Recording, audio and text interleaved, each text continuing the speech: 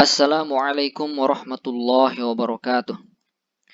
Ini adalah versi video bagi teman-teman yang sedang belajar bahasa Arab dasar di grup Maknawi ya, Arabic Online. Nah, teman-teman langsung saja, ketika teman-teman belajar bahasa Arab, sebetulnya tidak terlalu jauh dengan belajar bahasa-bahasa yang lain. Nah, yang pertama kali, ini terkait ilmu grammarnya, bukan muhadatsah. Nah, yang pertama kali teman-teman pelajari adalah harfun kalau dalam bahasa Arab ya. Harfun. Apa itu harfun? Harfun itu artinya huruf. Ya. Contohnya apa? Nah, alif, ba, ta, sa, ja, dan seterusnya. Ini adalah huruf. Huruf hijaiyah. Nah, kemudian setelah mengenal huruf ini, teman-teman akan mempelajari gabungan huruf. Apa itu gabungan huruf? Namanya kata. Nah, dalam bahasa Arab, kata itu disebut kalimah. Kalimatun artinya kata. Jadi kalimah artinya kata. Ya, kalimatun artinya kata. Nah, ketika membahas kata di dalam bahasa Arab itu ada 3 jenis. Satu namanya ismun. Ya, kata yang berjenis isim. Apa itu isim? Artinya untuk mempermudah adalah kata benda. Jadi ismun artinya kata benda. Kata benda itu kata yang punya arti, punya sesuatu yang ditunjuk, tetapi dia tidak terikat unsur waktu. Jadi tidak ada telah, akan, atau sedang, tidak ada. Contohnya Zaidun, si Zaid. Madrasatun, sekolah. Kitabun, kitab atau buku. Nah, ini adalah contoh-contoh dari kalimat isim. Dia punya arti dan tidak ada unsur waktu. Paham teman-teman? Yang pertama isim. Kemudian yang kedua namanya fi'lun. Fi'lun itu kata kerja. Nah, di dalam bahasa Arab, kata kerja itu ada 3 jenis. Yang pertama namanya fi'lun madin. Nah ini tulisannya begini, fi'lun madin. Artinya kata kerja lampau, sudah berlalu. Contohnya zahaba, dia telah pergi. Jadi waktunya telah lampau. Zahaba, dia telah pergi. Namanya apa? Fi'lun madin. Yang kedua, fi'lun mudhari'un. Kata kerja yang secara waktu artinya sedang atau akan. Contohnya yadhhabu. Dia pergi. Nah, bisa sedang pergi dan juga akan pergi. Nah, ini namanya fi'lun mudhari'un. Yang ketiga fi'lu. Nah, tulisannya begini. Fi'lu amrin. Kalau ini fi'lun madin, fi'lun mudhari'un. Kalau ini fi'lu amrin. Fi'l amr itu artinya kata perintah. Secara waktu dia berarti akan. Ya, contohnya idhab. Pergilah. Sedang pergi atau enggak dia waktu itu? Enggak. Makanya diperintah. Idhab, pergilah. Nah, secara timing, secara waktu dia yang akan. Nah, kalau lalu, lampau, itu fi'il madhi namanya. Entah itu lalunya sehari, 2 hari, 1 menit, 2 menit, bahkan 1 detik. Dalam bahasa Arab itu tetap disebut fi'ilun madhin. Beda ya kalau nggak salah dalam bahasa Inggris. Bahasa Inggris kadang kalau lalunya berapa, 1 minggu, 1 tahun, 1 detik, kadang beda-beda. Begitu nggak sih? Nah, ini fi'il, ya, kata kerja. Bisa dipahami? Mudah-mudahan gampang ya. Yang ketiga, ya, kata yang ketiga namanya harfun. Ini jenis kata yang ketiga. Huruf juga. Lalu apa bedanya huruf ini dengan yang ini? Nah, huruf di sini ini lahu ma'nan. Kalau huruf itu punya arti. Jadi, kalau huruf itu punya arti, maka dia termasuk kategori kata di dalam bahasa Arab. Meskipun satu huruf. Tapi manakala punya arti, dia termasuk kalimah. Apa namanya? Kalimatu harfin, kalimat huruf. Nah, artinya huruf itu adalah kata sambung. Fungsinya kata sambung dia. Apa itu kata sambung? Kata sambung itu untuk menyambungkan atau agar susunan pembicaraan itu, susunan kalimat itu menjadi nyambung. Dalam bahasa Indonesia juga sama, ada kata sambung. Contoh, saya pergi ke pasar. Mana kata sambungnya? Ke, ya kan? Nah, coba hilangkan ke-nya. Nyambung nggak tuh? Saya pergi pasar. Nggak nyambung. Makanya harus ada kata sambung. Nah, itu namanya huruf. Nah, contohnya apa dalam bahasa Arab? Min, dari, ila, ke, an, dari, ala. Di atas, fi, di dalam. Ah, ini hanya sebagian saja contoh ya. Masih banyak huruf itu. Dan ini juga artinya bisa berbeda-beda ketika bersambung dengan kalimat tertentu. Nah, ini jenis kalimat ya. Paham teman-teman? Kalimat. Jadi kalimat isim, kalimat fi'il, dan kalimat huruf, harfun. Kalimatus min, kalimatu fi'lin, kalimatu harfin, lahu ma'nan. Nah, setelah kita belajar ya jenis-jenis kalimat, jenis kata, maka kita akan belajar gabungan kata. Nah, dalam bahasa Arab, gabungan kata itu disebut jumlah mufidah. Bahasa lain jumlah mufidah adalah al-kalam atau qaul. Nah, beda-beda istilahnya ya. Saya menggunakan jumlah mufidah aja. Nah, jumlah mufidah itu gabungan kata. Ya. Gabungan kata ini justru kalau dalam bahasa Indonesia disebut kalimatnya. Nah, ini agak ketukar kayak yang adopsi bahasanya. Nah, jumlah mufidah itu di dalam bahasa Arab ya secara umum ada dua. Satu, jumlah fi'liyah.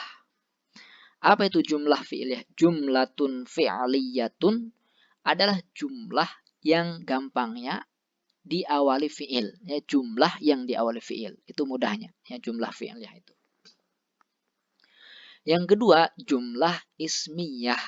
Yaitu jumlah yang diawali oleh kalimat isim. Ya, jumlatun ismiyatun. Contohnya, nih yang jumlah fi'liyah. Zahaba aliyun. Ya. Nah, kalau dalam bahasa Arab, nah ini disebutkan dulu kata kerjanya. Zahaba, telah pergi. Aliyun, si Ali.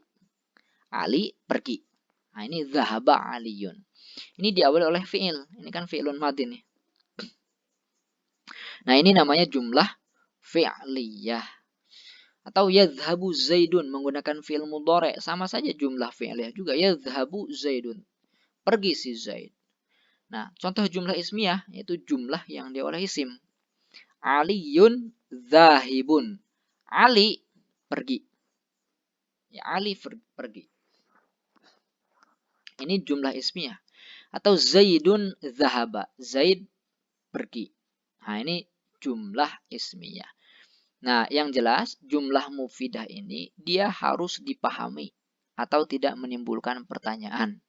Kalimat zahaba aliyun, Ali pergi, itu dipahami oleh pendengar dan juga oleh si pengucap. Pun aliyun zahibun, Ali pergi. Nah, ini fi'il fa'il, ini mubtada khobar. Nah, nanti insya Allah akan kebahas ya istilah fi'il fa'il, mubtada dan khobar. Nah, inilah jumlah mufidah atau gabungan kata, gabungan kalimat. Ingat ya, harfun, huruf, ini tidak perlu kita pelajari lagi. Teman-teman sudah paham.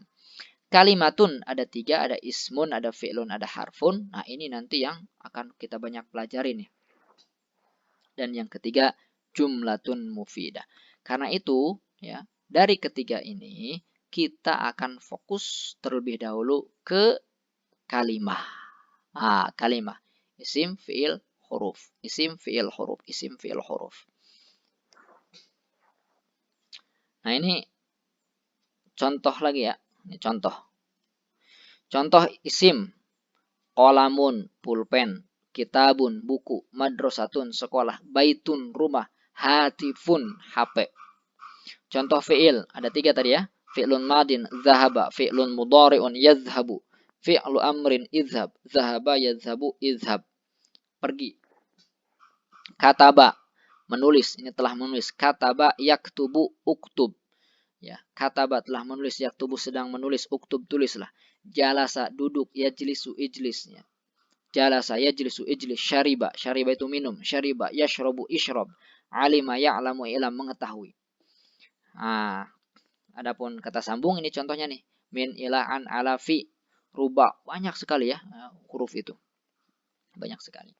Nah, kemudian Kita setelah kita tahu nih isim, fi'il, dan huruf, maka selanjutnya kita harus tahu ciri-ciri isim, ciri-ciri fi'il, dan ciri-ciri huruf. Karena banyak nanti kalimat-kalimat yang kita tidak tahu artinya. Ya, secara mufradat kita tidak tahu artinya. Nah, nanti kalau kita sudah tahu tanda isim, tanda fi'il, tanda huruf, sekalipun kita nggak tahu artinya, tapi kita bisa menebak itu kalimat apa. Nah, isim. Nah, itu sehingga nanti tidak ada kita unsur waktu ketika menerjemahkannya. Nah, ini definisi isim, fi'il, dan huruf kita lewat ini dari kitab Al-Ajurrum ya. Kita langsung ke ciri-cirinya. Nah, ini ciri-cirinya nih. Ciri-ciri isim yang pertama bil khofdi. Apa itu khofad? Ya, tanda khofad itu kasroh. Bil khofdi, kasroh. Contoh, sholaitu fil masjidi. Aku telah sholat di masjid. Di nih kasroh. Maka al-masjidi kalimat apa? Pasti kalimat isim. Karena ada tandanya itu kasroh. Yang kedua bitanwin dengan tanwin. Qoma zaidun, tahu tanwin ya? Dun dan din, un an in, ya, bun ban bin itu tanwin namanya. Nah, ketika ada kalimat yang ujungnya tanwin, maka kalimat tersebut pasti kalimat isim. Qoma zaidun, berdiri si Zaid. Ra'aitu zaidan, aku melihat Zaid. Marortu bi zaidin, aku melewati Zaid. Nah, dun dan din inilah tanda daripada isim. Yang ketiga bidukhul, masuk dengan kemasukan apa? Alif dan lam. Contoh alhamdu, ini yang warna-warna merah nih, alhamdu. Maka kalimat alhamdu pastilah isim karena ada tanda yaitu alif dan lam. Kemudian yang keempat bidukhuli hurufil khofdi. Nah, kemasukan huruf khofad atau huruf jar. Contohnya subhanalladzi asra bi 'abdihi lailam minal masjidi. Kalimat al-masjidi pasti kalimat isim karena ada tanda yaitu dimasuki huruf jar min. Karena min nggak bisa masuk ke fi'il ya. Nah, ini 4 tandanya ya. Kasroh, tanwin, alif lam, dan diawali oleh huruf jar. Kemudian fi'il, tanda fi'il. 1 diawali qad. Seperti qad qamat as-salatu. Qad qamatis salatu. Kalau diwasolkan begitu. Nah, qamat pastilah kalimat fi'il karena diawali oleh qad. Yang kedua, sin, sa. Seperti saya'lamun. Ya. Saya'lamun pasti ini kalimat fi'il karena ada tandanya apa? Sa, akan, ya artinya. Jadi mereka akan mengetahui, saya'lamun. Ketiga, saufa. Saufa ta'lamun. Kalimat ta'lamun pasti kalimat fi'il karena ada tandanya. Apa tandanya? Saufa. Dan yang keempat, ta'ut ta'nitsis sakinah. Dengan tak tanis. Tak tanis itu seperti ini bentukannya, tak tanis. Ini tak yang menandakan untuk perempuan. Ya, as-sakinah yang sukun. Contohnya zahabat, dia telah pergi. Siapa dianya? Ya, perempuan. Ini tak tanis nih tandanya nih. Nah, kemudian alimat, dia mengetahui. Laisat juga sama ya. Dia bukan. Ya. Nah, bukan dia. Nah, pokoknya laisat ini dia termasuk kalimat fi'il karena bisa dimasuk oleh tak tanis. Nah, ini contoh dari fi'il yang tandanya tak tanis. 4 ya. Qad, sin, saufa, dan tak tanis. Lalu apa tanda huruf? Tanda huruf itu ma la yasluhu ma'ahu.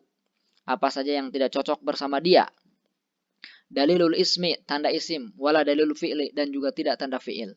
Gampangnya, kalau tanda isim dan tanda fi'il tidak cocok terhadap kalimat tersebut, maka pastilah kalimat tersebut kalimat apa? Kalimat huruf. Nah, ini saja ya. Kalimat cuma ini aja di dalam Al-Quran, di dalam kitab bahasa Arab, kitab hadis, percakapan bahasa Arab, cuma hanya ada 3 kata. Entah itu isim, entah itu fi'il, entah itu huruf. Gampang kan? Cuma 3 doang. Nah, silakan teman-teman, kalau ada yang belum paham, tanyakan di kolom komentar atau di grup, nanti akan saya jawab. Terima kasih, mudah-mudahan dipahami, mudah-mudahan mudah dipahami ya. Terima kasih sekali lagi, mohon maaf apabila ada kesalahan. Wassalamualaikum warahmatullahi wabarakatuh.